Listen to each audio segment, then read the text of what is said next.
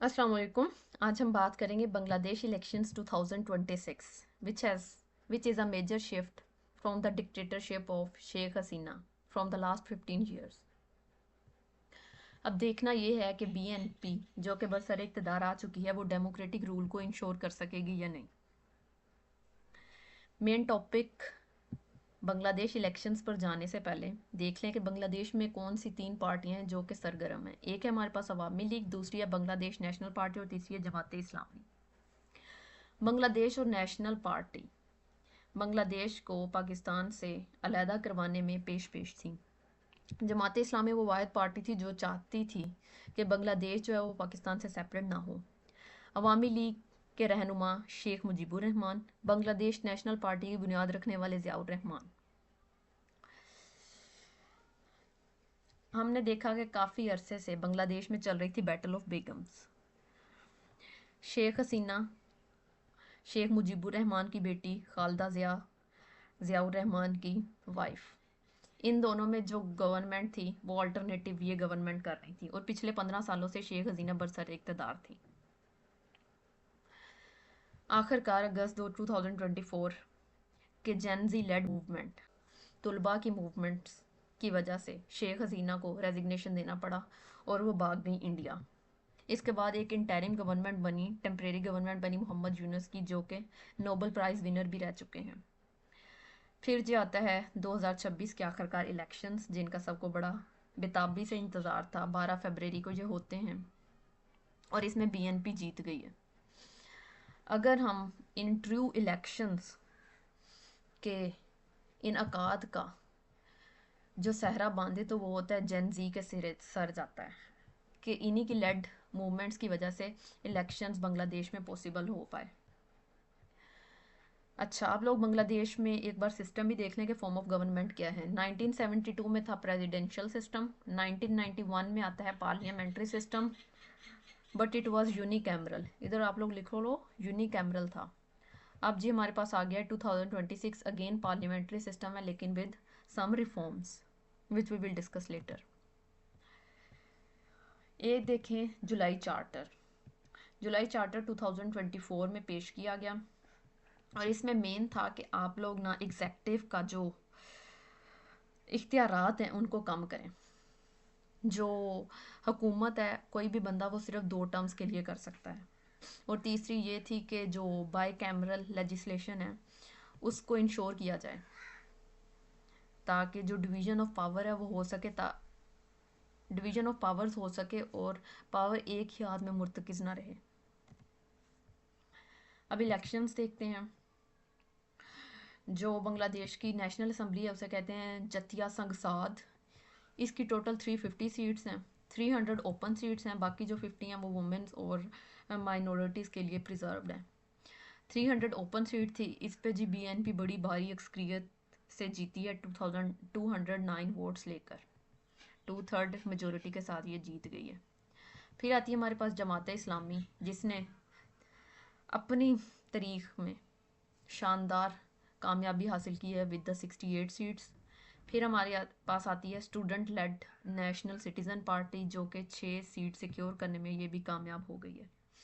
ये इतनी ज़्यादा सीट्स क्यों नहीं जीत सकी, इसकी वजह ये है क्योंकि बच्चे अभी जो हैं वो पहली बार गवर्नमेंट में आए हैं, उन्हें इतना ज़्यादा गवर्नमेंट की हाव नाव नहीं थी। In the future it is also going to be a major party. अब जो हमारे पास प्राइम मिनिस्टर हैं वो होंगे तारक रहमान, जो कि ज़ियाउर रहमान और खालदा ज़िया के बेटे हैं। इन्हें डार्क प्रिंस भी कहा जाता है। क्यों इन्हें डार्क प्रिंस कहा जाता है? क्योंकि 2008 में इन्हें एग्जाइल कर दिया गया था लंदन और उधर से बैठकर ये अपनी जो पार्टी है बीएनपी इसको चला रहे थे। 25 दिसंबर 2025 को ये वापस आए हैं दोबारा बांग्लादेश में और 30 दिसंबर को इनकी वालदा की डेथ हो जाती है, खालदा ज़िया की। इनका बेसिकली मैनिफेस्टो क्या था बीएनपी का कि वो जॉब्स क्रिएट करेगी, जो किसान है इनको सहूलत देगी, फार्मर कार्ड लाएगी, गरीबों की मदद करेगी और ये सब कुछ इनके मैनिफेस्टो में शामिल था। अब मेनली बांग्लादेश के इश्यूज़ क्या हैं कि क्यों बांग्लादेश में रेवोल्यूशन की क्या वजह बनी है और बांग्लादेश के मेन मसाइल क्या हैं जिसका नई आने वाली सिस्टम को नए आने वाली गवर्नमेंट को सामना होगा। मेन इनका है कि अनएम्प्लॉयमेंट बहुत ज़्यादा है। इसी वजह से जो स्टूडेंट्स हैं उन्होंने मूवमेंट्स की अगेन शेख हसीना रूल। अच्छा, जो करंट एम्प्लॉयमेंट रेट है वो है इन देर 4.70%। कोटा सिस्टम जो कि वजह बना है शेख हसीना के तख्ते को उलटने के लिए। कोटा सिस्टम बेसिकली इंट्रोड्यूस करवाया था शेख मुजीबुर रहमान ने इन 1971 फॉर फ्रीडम फाइटर्स कौन थे जिन्होंने बांग्लादेश को पाकिस्तान से आज़ाद कराने में हिस्सा लिया था? बेसिकली ये थे मुक्ति बाहिनी के लोग जो कि इंडिया ने भेजे थे ताकि ये बांग्लादेश की मदद कर सके। फ्रीडम फाइटर्स के लिए इसने कोटा मुकर्रर कर दिया था 30%। ये कोटा सिस्टम ही है जो कि शेख हसीना की रूल को भी ले डूबा। कोटा सिस्टम की वजह से आम आवाम में अनएम्प्लॉयमेंट बहुत ज़्यादा थी और उनको बहुत सारे मसाइल का सामना था। फिर था फेसिज्म। शेख हसीना की तकरीबन 15 साल हुकूमत रही है और ये जो अपोजिशन है उस पर बड़ी सख्त रही है। इसने जो जमात इस्लामी थी उस पर बैन लगा दिया था। खालिदा ज़िया को जो उठा कर था वो जेल में डाला हुआ था। इसकी वायलेंस एंड स्ट्रिक्ट पॉलिसीज़ थी शेख हसीना की। फिर था प्रोपोर्शनल रिप्रेजेंटेशन। ये एक बड़ा मसला था। इस मसले को समझने से पहले आप लोगों को ये देखना होगा कि first past the post system क्या है। First past the post system है कि जो पार्टी मेजोरिटी में जीतेगी जितने भी नेशनल असेंबली में मेंबर होंगे वो सारे उसी पार्टी के होंगे। इसको आप लोग ऐसे नहीं समझ आएगी। आप लोग एग्जांपल देखो, करंट रिजल्ट्स हमारे पास क्या आए हैं। 209 जीती हैं हमारे पास सीट्स बीएनपी ने, 68 जीती हैं हमारे पास जमात इस्लामी ने, और हमारे पास 6 सीटें हैं जो कि हमारे पास जीती हैं एनसीपी ने। अब first past the post system के लिहाज से क्योंकि मेजोरिटी जीत गई है बीएनपी, तो जितनी हुकूमत का इख्तियार होगा वो सिर्फ कंसंट्रेट होना चाहिए in the hands of BNP according to the first past the post system. लेकिन ऐसा नहीं होगा क्योंकि बाकी जो 68 इन्होंने जीती हैं, 6 सीटें इन्होंने जीती हैं, ये भी अपने अपने इलाकों में हुकूमत बनाएंगे। ठीक है, first past the post system के लिहाज से सिर्फ इनकी हुकूमत ही होनी चाहिए थी। लेकिन अब जो उधर पार्लियामेंट्री या डेमोक्रेटिक सिस्टम आ गया है बांग्लादेश में, उसके लिहाज से मेजर जो गवर्नमेंट में होंगे, मेजर पावर जो होगी वो होगी बीएनपी के पास। लेकिन ये जो हमारे पास जमात इस्लामी है और स्टूडेंट्स हैं, ये भी अपने अपने मेजोरिटी इलाकों में अपनी हुकूमत कायम करेंगे। फिर है करप्शन। जो शेख हसीना है 3 बार जो बन चुकी हैं प्राइम मिनिस्टर कॉन्टीन्यूस एग्जेक्टिव, तो ये करप्शन की वजह से ही था जो ये बन रही थी बार बार। अब देखते हैं कि अवामी पार्टी और बीएनपी में मेनली फ़र्क क्या है। ये फ़र्क समझेंगे तो हमें जो है इम्प्लीकेशन समझ आएंगी कि जो ये रेवोल्यूशन आया है उसके फ्यूचर में इफ़ेक्ट्स क्या होंगे। जो अवामी पार्टी है वो है प्रो इंडियन, जो बीएनपी है वो है प्रो इस्लामिक। अवामी पार्टी को कहा जाता है सेंटर लेफ़्ट। अब सेंटर लेफ़्ट और सेंटर राइट को समझिए। लेफ़्ट कहते हैं कि ये जो लोग हैं ये वेस्ट को ज़्यादा प्रमोट करते हैं, जो राइट वाले हैं ये इस्लाम को ज़्यादा प्रमोट करते हैं। जो अवामी पार्टी थी वो लाना चाह रही थी सेक्युलरिज्म।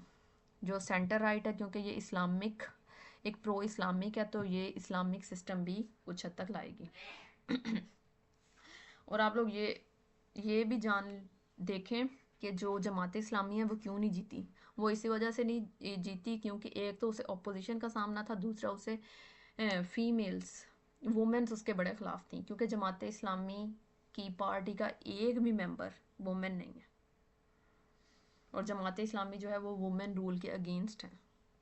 इसी वजह से हमारे पास बीएनपी जीतनी थी। अच्छा, ये लोग जो हैं ये बंगाली नेशनलिज्म है को प्रमोट करते हैं और जो बीएनपी है ये बांग्लादेशी नेशनलिज्म। अब बंगाली नेशनलिज्म रिप्रेजेंट करती है like it is a pro Indian nationalism, लेकिन बांग्लादेशी नेशनलिज्म हमारे पास है कि ये अपने कंट्री को रिप्रेजेंट करती है। कंट्री की मेन रिप्रेजेंटेशन उसके नाम पे बनी है बांग्लादेशी नेशनलिज्म, तो इसीलिए ये है। अब देखते हैं कि इम्प्लीकेशंस क्या हैं। पाकिस्तान जो बांग्लादेश के रिलेशंस हैं ये इम्प्रूव होंगे क्योंकि प्रो इस्लामिक बीएनपी जो है बरसर इक़्तिदार आ चुकी है। इसकी बेहतरीन मिसाल इसकी ये है कि पाकिस्तान, बांग्लादेश और इंडिया, ये इनका एक कॉन्फ्लिक्ट हुआ है। कॉन्फ्लिक्ट क्या था कि इंडिया में होने वाली थी Indian Premier League. Indian Premier League में से मुस्तफ़िज़ुर रहमान जो कि बांग्लादेश का एक बंदा था, इसको निकाल दिया गया ड्यू टू ये कह कर के सिक्योरिटी रीजंस की वजह से हमें इसे निकालना पड़ रहा है। बांग्लादेश को इस बात पे आता है गुस्सा, वो क्योंकि अब T20 वर्ल्ड कप जो हो रहा है 2026, ये इंडिया और श्रीलंका इसको होस्ट कर रहा है। तो वो लोग कहते हैं अगर हमारे आप लोगों के प्लेयर्स को हमारे प्लेयर से ख़तरा है तो हमारे प्लेयर्स को भी आप लोगों के प्लेयर से ख़तरा है। तो बांग्लादेश ने कहा आईसीसी से जो हम गेम है वो इंडिया में नहीं करेंगे, किसी न्यूट्रल सिटी में हमारी भी गेम रखें। अच्छा भाई, आईसीसी में फिर बंदे बैठे हैं, सब बंदों ने बांग्ला बांग्लादेश को यानी कि इस जो डिसीजन है इसको अपोज किया है। तो बांग्लादेश ने कहा जी हम वर्ल्ड कप जो है वो नहीं खेलेंगे। सिर्फ पाकिस्तान था जो कि बांग्लादेश का जिसने साथ दिया है। अच्छा, बांग्लादेश तो निकल गया, इसकी जगह पर आ गई स्कॉटलैंड। अब आता है कि पाकिस्तान और इंडिया का इधर मेन मसला क्या आता है। 15 फरवरी को होना था पाकिस्तान और इंडिया का मैच। पाकिस्तान ने कह दिया जी हम to show solidarity with the Bangladesh, हम ये जो मैच है पाकिस्तान और इंडिया का ये मैच नहीं खेलेंगे। इससे आईसीसी को जी बड़ा नुकसान होना है क्योंकि पाकिस्तान और इंडिया के मैच से जितना रेवेन्यू जनरेट होता है अलामा, तो आईसीसी ने और पाकिस्तान के दरमियान फिर कुछ पाकिस्तानी टीम के दरमियान कुछ नेगोशिएशंस हुए हैं। उन्होंने कहा है कि बांग्लादेश में कोई ये 2031 का जो होगा वर्ल्ड कप, उससे पहले पहले बांग्लादेश में जो आईसीसी है ये कोई मेजर इवेंट जो है वो होस्ट करेगा। पाकिस्तान ने फिर बांग्लादेश के हक़ में कुछ शर्तें मनवाई हैं और वो फिर पाकिस्तान और इंडिया मैच खेलने पर, पाकिस्तान इंडिया के साथ मैच खेलने पर दोबारा राज़ी हुआ है। तो ये चीज़ बड़ा शो करती है कि पाकिस्तान और बांग्लादेश में अब एक नए रिलेशंस का आगाज़ होगा। बांग्लादेश इंडिया रिलेशंस ये अब चले जाएंगे थोड़े ख़तरे में, क्योंकि जब तक तो थी शेख हसीना तो नॉर्थ ईस्ट पे ना इंडिया को बड़ा सुकून था, बड़ी स्टेबिलिटी थी। अब इंडिया को कुछ जो है थ्रेट्स वो लाजमी लागू होंगे। अच्छा, हसीना जब तक थी तब तक बांग्लादेश में उसने जो थी इंडियन इंसर्जेंट ग्रुप्स उनको जी रोक कर रखा हुआ था, क्रैकडाउन दबा कर रखा हुआ था, और एंटी इंडिया मिलिटेंट्स जो कैंप थे उनको भी रोका हुआ था। अब अगर बीएनपी आती है तो जो सिक्योरिटी के जो मायदे इनके दरमियान हो चुके हैं वो ज़रा लूजन हो जाएंगे, और जो एंटी इंडिया नेटवर्क है क्योंकि वो तो है बीएनपी तो है प्रो इस्लामिस्ट, तो ये भी उठेंगे, सर उठाएंगे। तो इसी वजह से अभी ने नॉर्थ ईस्ट जो है उधर सिक्योरिटी के खदशात भी लाक होंगे, यही इंडिया का बिगेस्ट कंसर्न है।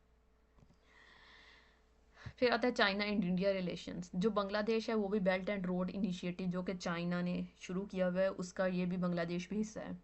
अब चाइना को बे ऑफ बंगाल के थ्रू इंडिया को कंटेन करने का मौका मिल जाएगा। तो हम लोग जो है वो चाइना और इंडिया रिलेशंस में भी एक शिफ्ट देखेंगे अब।